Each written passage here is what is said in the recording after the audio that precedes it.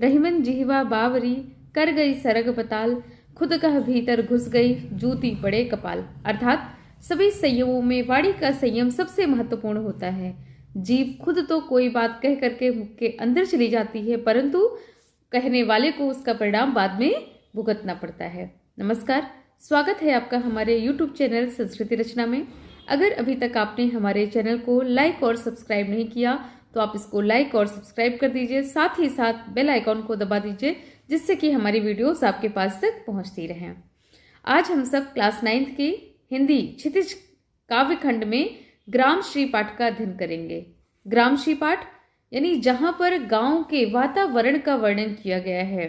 ग्राम अर्थात गांव होता है और श्री अर्थात लक्ष्मी। ग्राम श्री कहा गया है। गांव को लक्ष्मी क्यों कहा गया?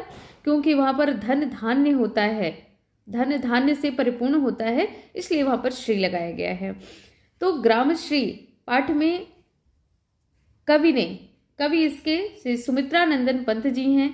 कवि ने यहाँ पर गांव के मनोरम दृश्य का यहाँ पर वर्णन किया है, जिसको हम लोग देखते हैं कि इस पाठ में किस प्रकार से गांव के प्रत्येक वस्तु, प्रत्येक फसल के विषय में बताया गया है। यहाँ तक कि वहाँ के प्राकृतिक सौंदर्य में वहाँ की मिट्टी, वहाँ की वायु और वहाँ के खेतों की हरियाली के विषय में बताया गया है। हम कविता की पंक्ति पर आते हैं। फैली खेतों में दूर तलक मखमल सी कोमल हरियाली, लिपटी जिससे रवि की किरणें चांदी की सी उजली जाली। तिनकों के हरे हरे तन पर हिल हरित रुधिर है रहा झलक, श्यामल भूतल पर झुका हुआ नभ का चिर निर्मल नील फलक।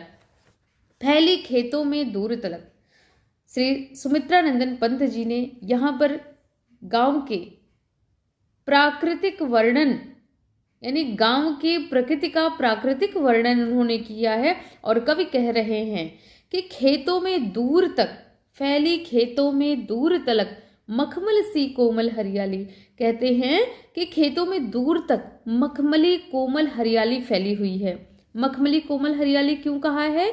क्योंकि जब कभी आप देखिए कि जब खेतों में जब नए नए पौधों का रोपण होता है, तो जब बरसात के समय जब नए नए पौधों का, या इसके बाद जब कभी आप देखते होंगे कि हरे हरे पौधों का जब रोपण होता है और उसमें मुलायम मुलायम वो पत्तियां जो रहती हैं, ऐसा लगता है कि बिल्कुल मखमली, बहुत ही मुलायम लगती हैं, बहुत ही कोमल सी लगती हैं। और ये कह रहे हैं ये कोमल हरियाली फैली हुई है, पूरी मखमली कोमल हरियाली फैली हुई है। ऐसा लगता है कि जैसे कोई मखमली चादर उन खेतों पर बिछा दी गई है, हरे रंग की मखमल की कोई चादर उस पर बिछा दी गई है। इस प्रकार से वो खेत प्रतीत होते हैं। खेतों की जो फसलें हैं वो इसी प्रकार से शोभायमान होती हैं, जैसे लगता है कि कोई मखमली चादर उन पर बिछा दी गई है। तो फैली खेतों में दूर तलक यानी दूर तक, दूर दूर तक वो देखने पर ऐसा लगता है कि जैसे कोई मखमली चादर उन पर डाल दी गई है। लिपटी जिनसे रवि की किरणें चांदी की सी उजली जाली। रवि अर्थात सूर्य। लिपटी जिनसे रवि की किरणें, जिनसे सूर्य की किरणें लिपटी हुई हैं। लिपटी होने से क्या तात्पर्य है?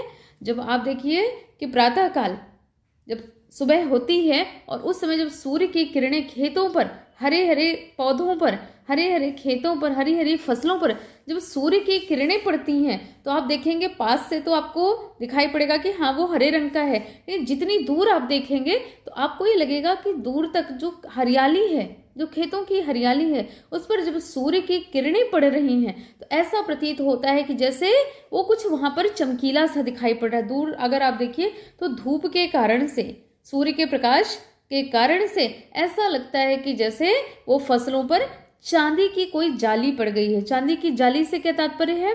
चांदी की जाली का मतलब ये है कि जैसे रात के समय उस पर ओस की बूंदें पड़ जाती हैं। आपने देखा होगा घास पर, पेड़ों की पत्तियों पर, पौधों की पत्तियों पर, खेतों में छोटी छोटी ओस की बूंदें रहती हैं। और जब सूर्य की किरणें निकलती हैं, यानी जब सूर्य उदय होता है, सूर्य की किरणें उन पर पड़ती हैं, तो कैसा लगता है कि उन पर पड़ने के कारण से जहाँ पर वो ओस की बूंदें हैं वो चमकीली दिखाई पड़ती हैं, चांदी के समान चमकती हुई दिखाई पड़ती हैं। और जहाँ पर वो किरणें नहीं पहुँचती हैं, वैसे तो किरणें हर जगह पहुँचती हैं, लेकिन खेतों में जहाँ पर वो पौधों के ऊपर, पत्तियों के ऊपर जो ओस की बूंदों के ऊपर जो सूर्य की किरणें पड़ती हैं उनसे ऐसा लगता है कि जैसे चांदी नुमा है, और जहाँ जहाँ वो उसकी बूंदें नहीं है वहाँ पर ऐसा लगता है जैसे काले रंग से है। यानी जैसे जाल में होता है, जाली आप लोगों ने देखा होगा, जाल में क्या होता है, ऐसा लगता है कि जैसे वो चांदी का चमकीला सा बिल्कुल दिखाई पड़ता है और बीच बीच में काला काला सा दिखाई पड़ता है। यानी जब हम खेतों में देखते हैं, दूर तक देखते हैं, जब सूर्य की किरणें पड़ती हैं तो ऐसा ही लगता है जैसे चांदी का एक जाल उसके ऊपर बिछा दिया गया है, एक जाली उसके ऊपर डाल दी गई है। कहीं चमकीला तो कहीं हल्का सा अंधेरा सा लगता है। अंधेरे का मतलब वहाँ पर कम दिखाई पड़ता है, यानी चांदी वाला दिखता है, और बीच में जगह जगह पर कुछ छूटा हुआ सा रिक्त सा दिखाई पड़ता है। तो ऐसा ही लगता है कि जैसे चांदी की एक जाल उस पर डाल दी गई है। तिनकों के हरे हरे तन पर हिल हरित रुधिर है रहा झलक। तिनकों के हरे हरे तन पर, हरे हरे तन पे कहने का क्या तात्पर्य है, यानी कि जब पौधों की, पेड़ों की पत्तियां, जब फसलों की जो पत्तियां हैं उन पर जब सूर्य की किरणें पड़ती हैं, वो क्योंकि कोमल पत्ते होते हैं और उन पर जब सूर्य की किरणें पड़ती हैं तो सूर्य की किरणों के पड़ने के कारण से, सूर्य की किरणों के प्रकाश के कारण से वो इतने अधिक शोभायमान लगते हैं। और क्योंकि वो कोमल पत्ते होते हैं तो उनमें जो रेखाएं सी होती हैं वो ऐसा लगता है जैसे उसकी नसें दिख रही हैं। किसकी नसें दिख रही हैं, ये उन पत्तों की नसें दिख रही हैं। मानो ऐसा लगता है कि उनके हरे हरे अंगों पर जो नसें हैं, ऐसा लगता है जैसे हरा खून, रुधिर मतलब होता है खून, हरे रंग का खून उस पर बह रहा हो, झलक रहा हो, झलक मार रहा हो। किस पर, हरे हरे तिनकों पर, यानी जो तिनके हैं वो धूप में ऐसे तरंगित हो रहे हैं, इस प्रकार से तरंगित हो रहे हैं। क्यों, क्योंकि वो चांदी के उज्जवल जाली के समान प्रतीत हो रहे हैं। वहां पर चांदी की उज्जवल जाली सी प्रतीत हो रही है और उस पर वो जो तिनके हैं वो इतने अधिक तरंगित हो रहे हैं, उनके धूप के कारण से इतना तरंग उसमें आ रही है, ऐसा लग रहा है कि जैसे उनके हरे हरे रंगों में हरे रंग का खून झलक रहा है। जो गहरी गहरी उसकी रेखाएं सी दिखाई पड़ती हैं, ऐसा लग रहा है जैसे हरे रंग का वो खून उसकी नसों में दौड़ रहा है। जैसे हमारे शरीर के अंदर नसें हैं तो उसमें लाल रंग का खून है, रक्त है, तो उसी प्रकार से उनमें ऐसा लग रहा है जैसे हरे रंग का रुधिर दौड़ रहा है, हरे रंग का रुधिर झलक रहा है। फिर श्यामल भूतल पर झुका हुआ नभ का चिर निर्मल नील फलक। श्यामल भूतल पर अर्थात जो हरियाली से भरी पूरी, यानी हरियाली से भरपूर, हरियाली से परिपूर्ण जो ये धरती है, भूतल पर यानी भूतल पर यानी पृथ्वी के तल पर, इस धरती पर झुका हुआ है। क्या झुका हुआ है, नभ का चिर निर्मल नील फलक। ऐसा लगता है जैसे आकाश का स्वच्छ नीला आंचल इस पर छाया हुआ है। इस धरती पर, इस श्यामल धरती पर, इस हरियाली धरती पर ऐसा लगता है कि जैसे आकाश का स्वच्छ और नीलमल आंचल उस पर छा गया है। यहाँ पर सूर्य की किरणें मखमली हरियाली पर सुशोभित हो रही हैं। सूर्य की किरणों के कारण से यह और अधिक शोभायमान प्रतीत हो रहा है। यह प्राकृतिक सौंदर्य, ये जो प्राकृतिक छटा है, यह अत्यधिक शोभायमान लग रही है। इसी का यहाँ पर कवि ने वर्णन किया है। इसका एक एक तिनका उज्जवल हो उठा है उस धूप के कारण से, उस सूर्य के प्रकाश के कारण से, उस सूर्य की किरणों के कारण से ऐसा लग रहा है कि जैसे हर एक तन रोमांचित हो उठा है व्यक्ति का। देखिए, जब हम अपने आसपास के वातावरण को देखते हैं, आपके आसपास हर चीज़ अच्छा आपको दिखाई पड़ता है, तो क्या होता है, आपके अंदर भी एक रोमांच होता है, यानी मन प्रफुल्लित हो उठता है, मन आनंदित हो उठता है, मन प्रसन्न हो उठता है। तो उसी प्रकार से जब इस गांव के, जब उन खेतों के सौंदर्य को कवि देख रहे हैं तो उनका मन आह्लादित हो रहा है, उनका मन प्रसन्न हो गया है। फिर क्या कहते हैं, रोमांचित सी लगती वसुधा आई जो गेहूं में बाली, अरहर सनई की सोने की किंकिड़ियां हैं शोभाशाली, उड़ती भीनी तैलाक्त गंध फूली सरसों पीली पीली, लो हरित धरा से झांक रही नीलम की कली तीसी नीली।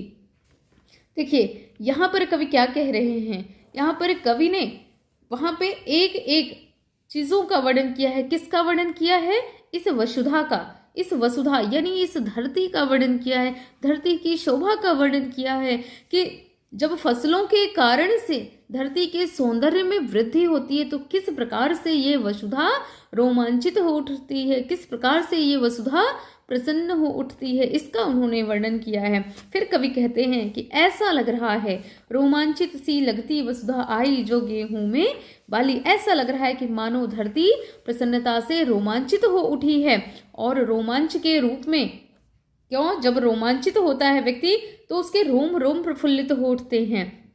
तो उसी प्रकार से धरती के में रोमांच के रूप में उसके तन से गेहूं और जौ की बालियां उग रही हैं। आई जो गेहूं में बाली। ऐसा लग रहा है कि रोमांच के कारण से धरती के तन से गेहूं और जौ की बालियां उग रही हैं। अरहर सनई की सोने की किंकिणियां हैं शोभाशाली। अरहर और सन की, सन क्या होता है?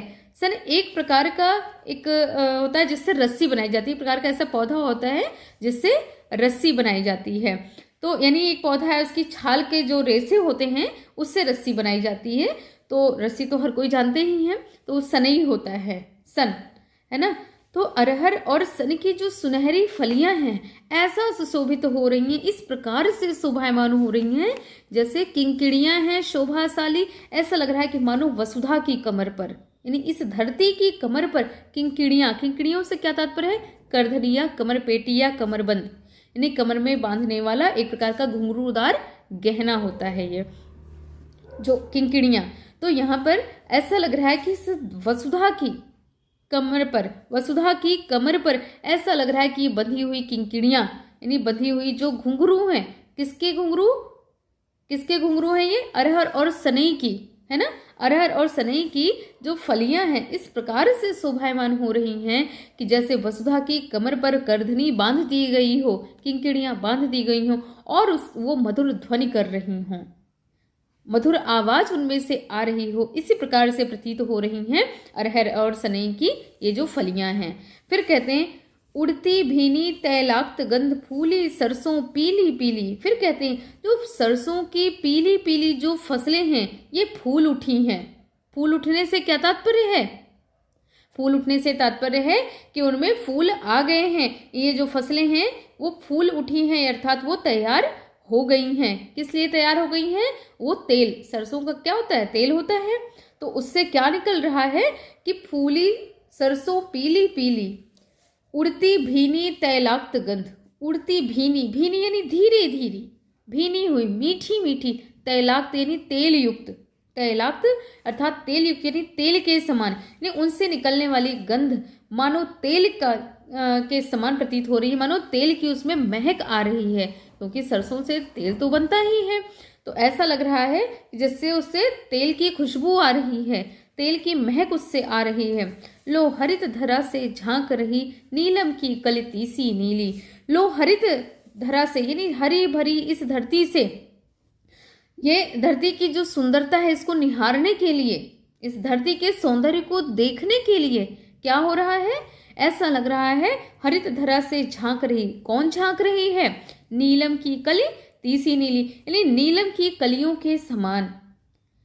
तीसी नामक का एक फूल होता है, नीले रंग का वो फूल होता है। तो ऐसा प्रतीत हो रहा है कि इसके सौंदर्य को देखने के लिए, इस धरती की सुंदरता को देखने के लिए नीलम की कलियों के समान जो तीसी का नीले रंग का फूल है वो झांकने लगे हैं, वो देखने लगे, अर्थात वो उग गए हैं, वो निकल आए हैं, अपने आप से वो निकल रहे हैं। अपने आप से निकलने का मतलब है जैसे आप खेतों में देखते हैं कि जहाँ पर अरहर, और अगर आपने खेत देखे होंगे तो वहाँ पर जैसे अरहर के खेत के आसपास या मटर के खेत के आसपास नीले रंग का छोटा छोटा सा फूल अपने आप उगाता है। तो उसी को कहा गया है कि ऐसा लग रहा है कि धरती के सौंदर्य को देखने के लिए ही वो अपने आप उग आए हैं, अपने आप वो निकल आए हैं। तो यहाँ पर जब जौ और गेहूं की जो बालियां हैं, जब गेहूं और जौ की बालियां निकल रही हैं, उग रही हैं धरती से, तो ऐसा लग रहा है कि धरती रोमांचित हो उठी है और उसके रोमांच के रूप में वो फूट उठी हैं, यानी जौ और गेहूं की जो बालियां हैं ये अपने आप निकल आई हैं, रोमांच प्रकट कर रही हैं। और यहाँ पर इस धरती की सुंदरता, इस धरती यानी सुनहरी धरती की सुंदरता को देखने के लिए ऐसा लग रहा है जैसे चारों तरफ से हर कोई उस तरफ आकर्षित होता चला आ रहा है, उसको देखने के लिए चला आ रहा है। इसीलिए यहाँ पर अंतिम पंक्ति में कहा गया है कि लो हरित धरा से झांक रही नीलम की कली तीसी नीली। ऐसा लग रहा है कि नीलम की कलियों के समान तीसी के नीले रंग के फूल इस धरती की सुंदरता को देखने के लिए झांकने लगे हैं, अर्थात उग आए हैं, निकल आए हैं। तो आज के वीडियो में बस इतना ही।